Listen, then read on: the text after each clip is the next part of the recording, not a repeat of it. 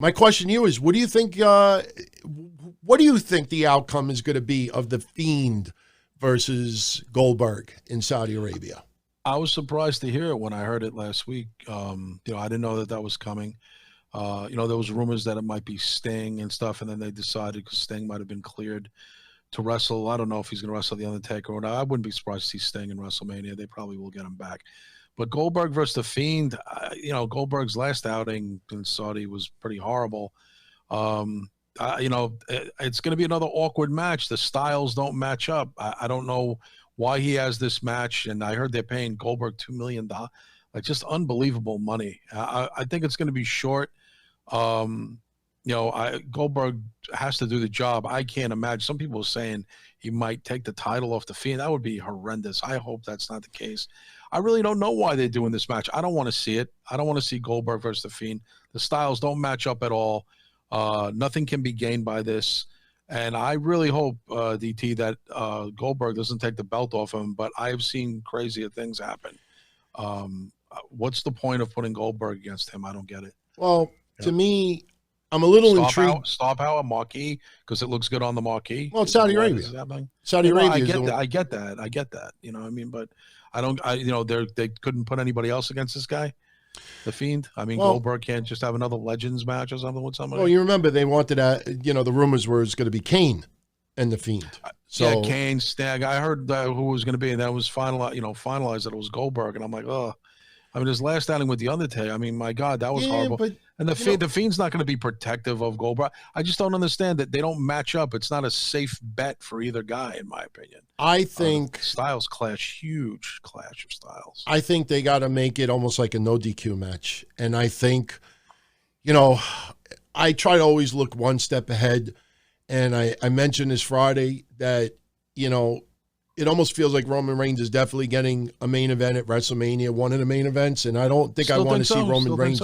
What? You still think so? Reigns versus? Oh yeah, I still think Reigns gets a upper tier match without a doubt. I just can't.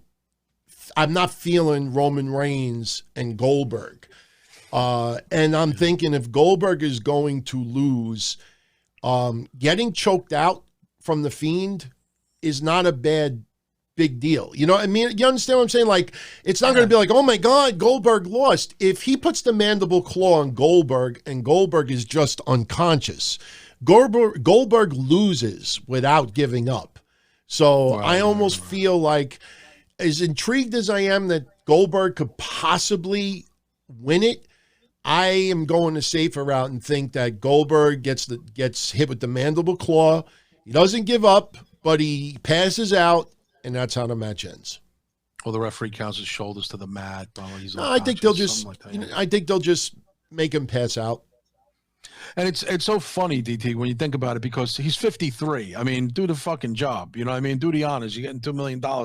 It's so weird to think about. Will Goldberg job? Will he take the pin? That's WWE's decision. It's their decision, but just the whole fact that he's in the twilight of his career is a special attraction at this point.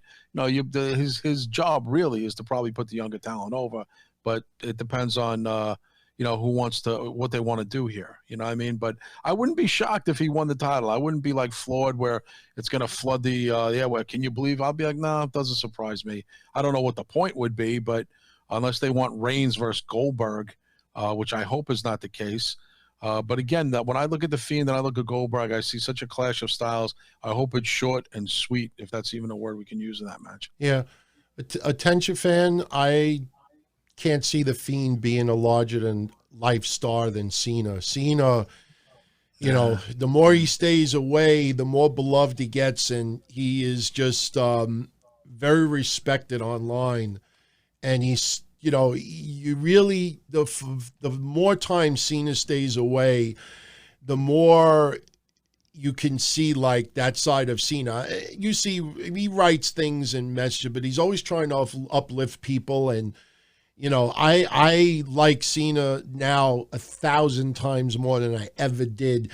I popped when he made that surprise return at the Royal Rumble, but John Cena is just, I don't understand why anybody out there would still have this hatred for Cena.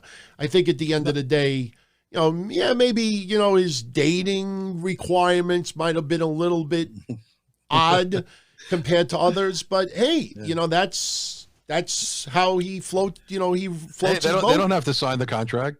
Yeah, you know, it's look, a lot of that's for TV as well. Some of that I never believed, it was, but you know, and you know, we'll see what happens. But